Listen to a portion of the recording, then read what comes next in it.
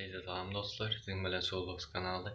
Dostlar köpten beri video çıkarmadım. Bugün size betçi video tayarladık dostlar. Köp geplep durma video geçer dostlar.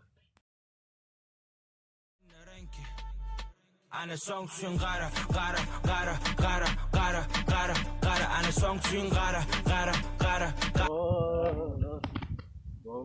Evet. Aman ya.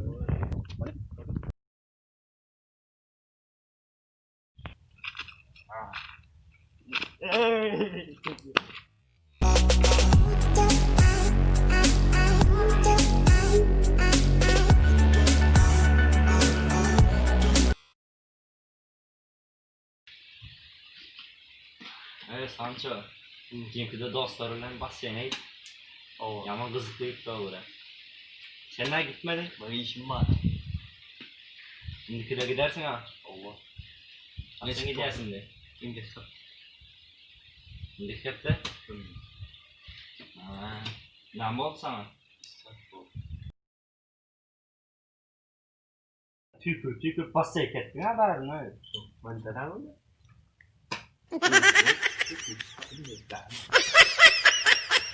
Ha?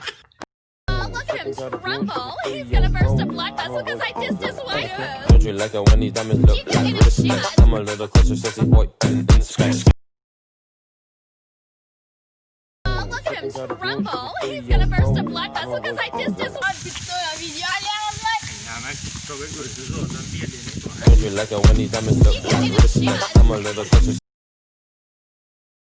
Dostum kanalından zavol koyun dostlar. Betçi videolar çıkarıyorum. Kömek ederseniz diye umut ediyen. Silkasını komentarda ve hapishanede kaldırıyan.